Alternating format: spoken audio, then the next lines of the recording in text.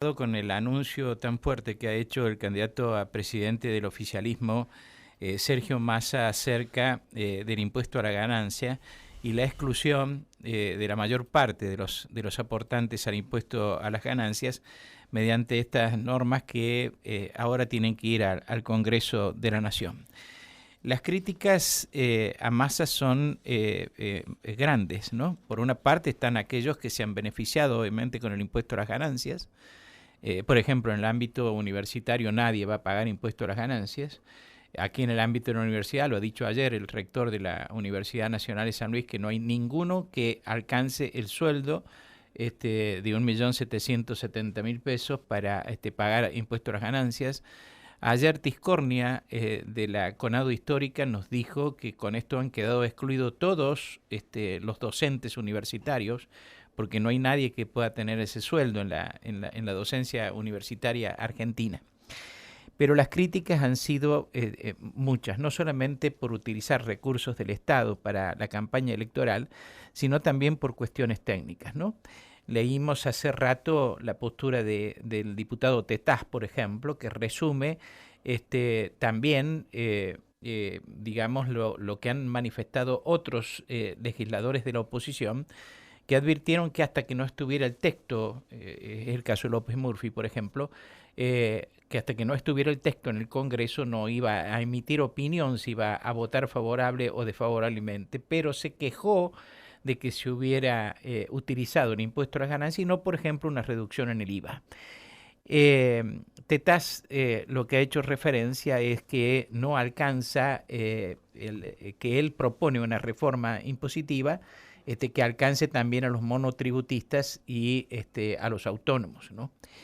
En la información de última hora da cuenta que esta tarde en Buenos Aires habrá una reunión en que se va a considerar precisamente esa situación y se reproducen, por ejemplo, en ámbito financiero de esta mañana, manifestaciones que ha tenido Michel, que lo presentan como quien es el ideólogo de todas estas reformas que está presentando Massa en la televisión de Buenos Aires, anticipando que va a haber una consideración en el tema también vinculado con los autónomos y con los monotributistas.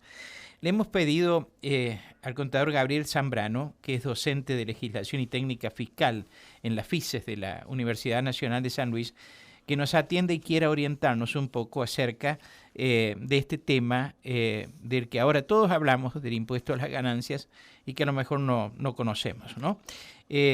Contador Gabriel Zambrano, gracias por atenderme. Buen día, ¿cómo le va a usted?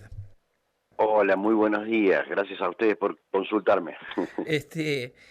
¿Cómo desde el punto de vista académico, digamos, cómo ve usted estas modificaciones que ha anunciado el ministro de Economía y candidato presidencial?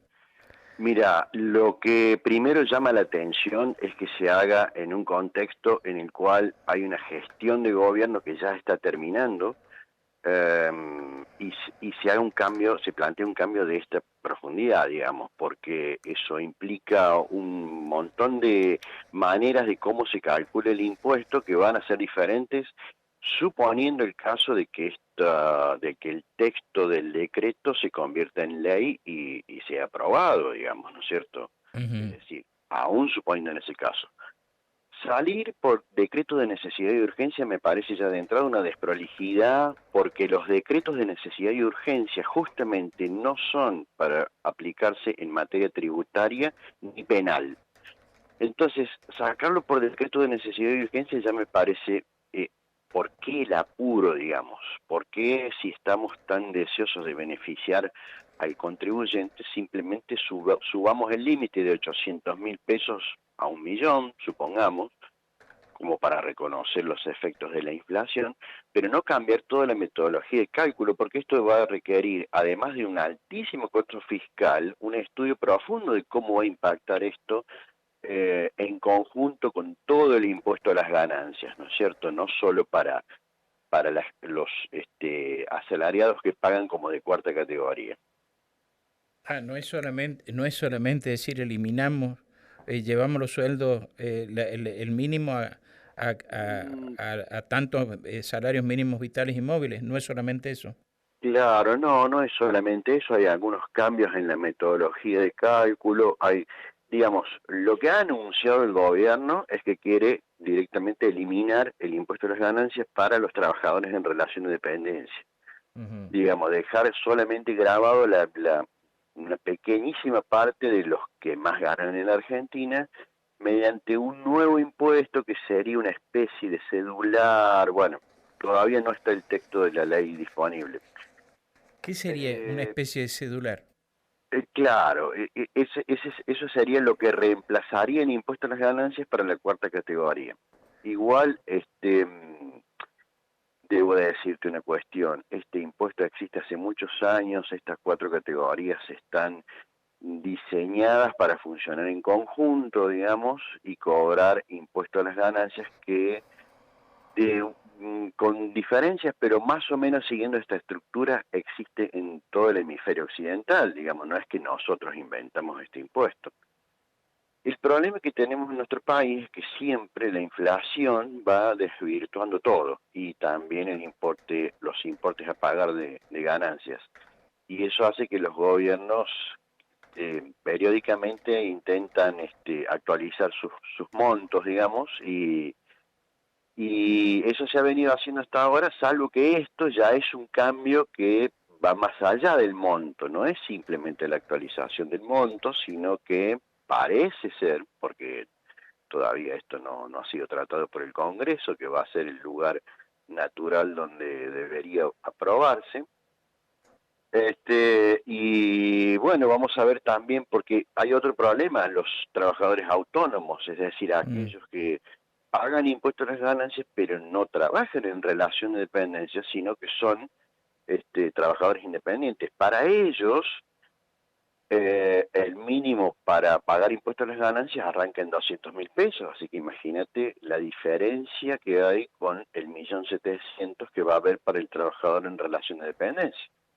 Ahora, entre las cuestiones que he leído, es que el impuesto a las ganancias por su progresividad, no digo que haya sido el caso práctico últimamente en la Argentina, por su progresividad dicen que debe ser de los impuestos, digamos, preferidos para ser aplicados, antes que otros, porque precisamente al ser progresivo, grava de tal manera progresiva a quienes más ganan. Y que esta eliminación desvirtúa este impuesto y que deberían haber eliminado otros impuestos en todo caso. No, Otra, sí, perdón.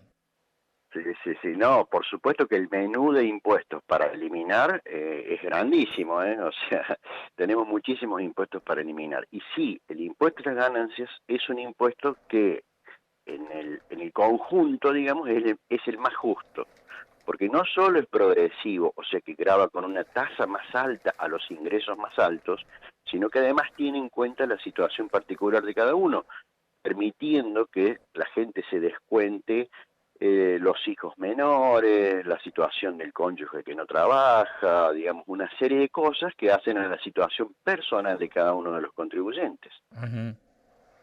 Por Este, eso es que es uno de los impuestos más justos, exactamente. Usted me dice que todo esto ha sido afectado fundamentalmente por la inflación en la Argentina. Claro, porque, ¿qué pasa? Yo te digo, mira, vos vas a pagar a partir de 200.000 pesos. Claro, pero si la inflación me va corriendo todos los meses, esos 200.000 pesos rápidamente quedan desactualizados. Entonces, los gobiernos buscan actualizar los montos, que siempre lo hacen por detrás de la inflación, digamos. Siempre termina incorporándose gente a pagar el impuesto que antes no lo pagaba. ¿Qué es lo que ha sucedido desde la gestión Massa, que está desde hace un año y medio casi? Se ha actualizado los montos, se han actualizado los montos, es decir, se han llevado hasta los 800.000 pesos actuales. Antes de la vigencia de este nuevo decreto, toda persona que no llegue a los 800.000 pesos, hablando en números redondos, ¿no?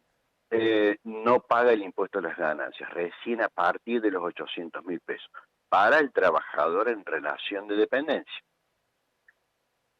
Lo que se hace es cambiar la forma de cálculo y de decir, bueno, no van a ser más 800.000 pesos. A partir de ahora van a ser 15 salarios mínimos vitales y móviles, lo cual te da 1.700.000 pesos, redondeemos. Sí.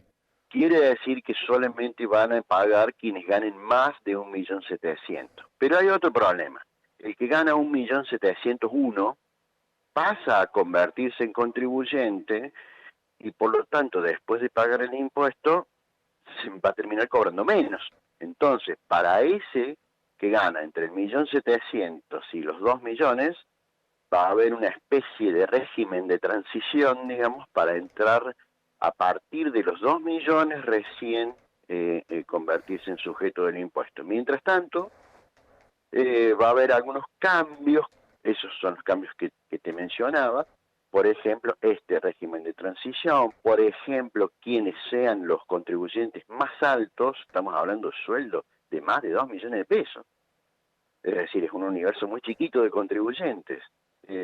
Recién ahí van a pagar un impuesto que aparentemente sería una especie de cedular, esto es, un impuesto que se va a pagar con una alícuota sin poder descontar casi nada, digamos, directamente la alícuota se va a aplicar sobre el impuesto. Por supuesto va a ser más fácil de calcular, pero también va a ser más injusto, digamos. Más injusto. Respecto de las críticas que se están formulando a esta iniciativa, una de las críticas dice que no fija cómo va a reemplazar la recaudación del impuesto a las ganancias, que es importante y además es coparticipable, y que en consecuencia podría resultar inflacionario porque va a faltar dinero para el funcionamiento del Estado. También se critica el hecho de que se haya dicho que se va a reemplazar con el impuesto denominado país, que es ese impuesto a los dólares, ¿no? A la utilización de dólares que fundamentalmente hacen las empresas para adquirir productos que necesitan, insumos que necesitan para su producción. Con lo cual dice que también que esos costos, esos mayores valores van a pasar a engrosar los costos de todas esas empresas, con lo cual se va a trasladar a los precios, también para justificar la inflación que podríamos tener. ¿Esto ustedes lo ve así, como se lo está diciendo por parte de los críticos y como yo creo resumirlo? Yo coincido con esa postura, pero imagínese que toda la gente que hoy está ganando entre 800.000 pesos y 1.700.000, se calcula que son más o menos 800.000 personas que están pagando el impuesto que cobran en ese rango. Hoy lo van a dejar de pagar. El costo fiscal de eso es altísimo. Es decir, sobre un gobierno que ya tiene un déficit infinanciable, si encima le agregamos le cortamos un ingreso, digamos, le cerramos una canilla, eso tiene que estar previsto cómo se va a compensar, porque el impuesto país tampoco puede subir mucho más, porque ya está en niveles altísimos. Impuesto país, recordemos que ha nacido también fruto de los desequilibrios que hay justamente por estas medidas que se toman entre la medianoche y la madrugada, digamos, siempre las apuradas, y que después quedan porque no hay manera de sacarlas. Es correcto, yo coincido con que es un agujero fiscal grande. Hay que tener cuidado también porque esto se va a aplicar a partir del 1 de octubre, con los sueldos que se van a cobrar los primeros días de noviembre. O sea, ya prácticamente vamos a estar posiblemente con un gobierno electo o a días de las elecciones. Por lo tanto, el agujero fiscal que se le va a provocar el gobierno ya probablemente lo reciba la nueva gestión, o esta misma transformada, si en el hipotético caso de que ganara, ¿no? En concreto, esta decisión adoptada, como ha sido adoptada, de la manera en que se la ha adoptado, ¿no constituiría una solución para atender las necesidades de mejorar los ingresos de la población? ¿O sí? No, de la manera... a ver, si ustedes cobran entre 800 y 1.700.000 se van a ver beneficiados, claro, en el corto plazo. Claro. Lo van a pagar más en el mediano plazo con con inflación y con una serie de problemas que puedan tener por otro lado. En realidad la vamos a pagar todo. Lo vamos a pagar en conjunto, y ¿sabes qué es lo más problemático? Que la inflación generalmente no, siempre golpea al que menos tiene. El que menos tiene, que se consume el 100% de su ingreso, que no tiene mecanismos para ahorrar, que no tiene cómo defenderse de la inflación, porque lo único que lo que gana lo usa para comer, digamos, para vivir, es el que más sufre la inflación. Entonces, a la larga vamos a estar perjudicando a todo ese sector, pero bueno, ya va a haber otra gestión, porque eso va a ser en el verano. Este, Gabriel Zambrano, muchas gracias por las explicaciones, muchísimas No, gracias. por favor, a tu disposición, espero haber sido claro. Sí, y no está a salvo de que lo vamos a molestar seguido. Pero cómo no, con mucho gusto. Bueno, Mucho muchas gusto. gracias. Hasta cualquier Chao, momento. El contador Gabriel Zambrano, quien es docente de Legislación y Técnica Fiscal en la FICE de la Universidad Nacional de San Luis, estuvo aquí en Nada Secreto en Radio Universidad.